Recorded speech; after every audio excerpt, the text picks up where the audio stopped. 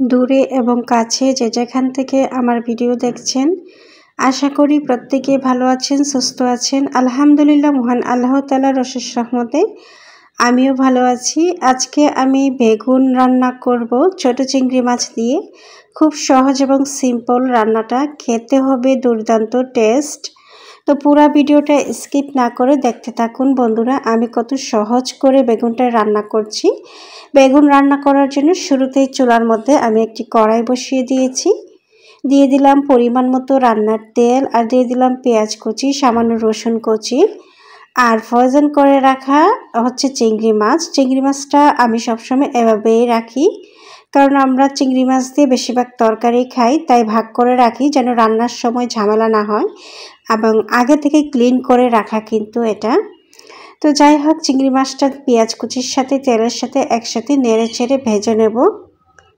ভাজা হয়ে গেলে আমি তারপরে বাকি মশলাগুলি দেব।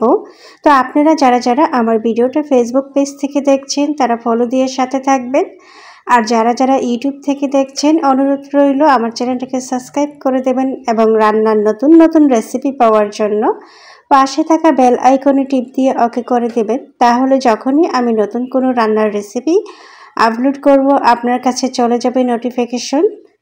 তারপর বন্ধুরা, আমার পেঁয়াজগুলি ভাজা হয়ে গেলে আমি তারপরে পরিমাণ মতো একটু পানি দিয়ে দিলাম, আবার স্বাদ মতো লবণ দিচ্ছি। তারপর দিয়ে দিলাম 1 চা চামচ পরিমাণ হলুদের গুঁড়া,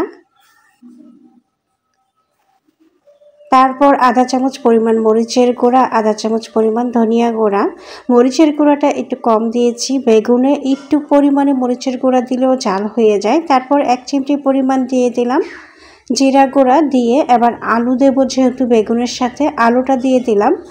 আলু মশলার সাথে ভালোভাবে কষিয়ে নিলে আলুটা 50% সিদ্ধ হয়ে যাবে। তারপর আমি বেগুনটা দেব। আলু আর বেগুন একসাথে দিতে গেলে কি হয় যে আলু সিদ্ধ হইতে হইতে বেগুনটা বেশি সিদ্ধ হয়ে যায়। আর 2-3টা কাঁচামরিচ ফালি করে দিলাম খুব সুন্দর একটা ফ্লেভারের জন্য। তাছাড়া কাঁচামরিচে ভিটামিন সি এ ভরপুর,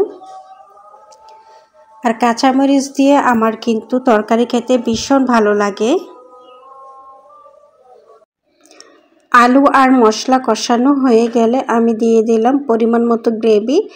তারপর দিয়ে দিচ্ছি আমি বেগুনগুলো, আর সাথে 4-5টার মতো ঢেঁড়স ছিল ঘরে, ঢেঁড়সগুলো দিয়ে দিলাম, যেগুলো দিয়ে আর কি করা হবে। যাই হোক, দিয়ে নেড়ে চেড়ে মিক্স করে নেব। এখন কুক করে নেব, আর বেগুন কুক করতে বেশি টাইম লাগে না, 10 থেকে 15 মিনিট কুক করলে বেগুন কিন্তু খুব সুন্দরভাবে কুক হয়ে যায়।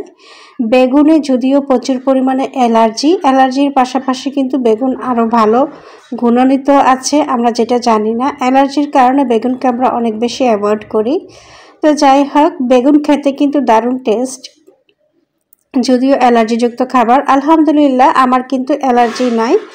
আমি বেগুন খেতে খুবই পছন্দ করি। বেগুন ভাজা, বেগুন তরকারি, বেগুন যেভাবেই রান্না করে না কেন, ভর্তা ভালো লাগে। কার কার ভালো লাগে কমেন্টস করে জানাবেন।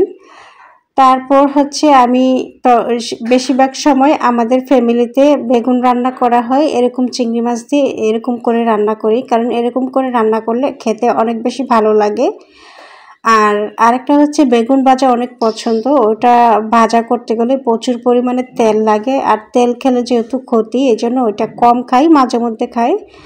আর বেগুন বেশিরভাগ এভাবে রান্না করি। আর যেহেতু আমার শ্বশুর শাশুড়ি বড় মাছ দিয়ে তরকারি খায় না, সেক্ষেত্রে চিংড়ি মাছ দিয়ে আমাদের খাওয়া পড়ে বেশি।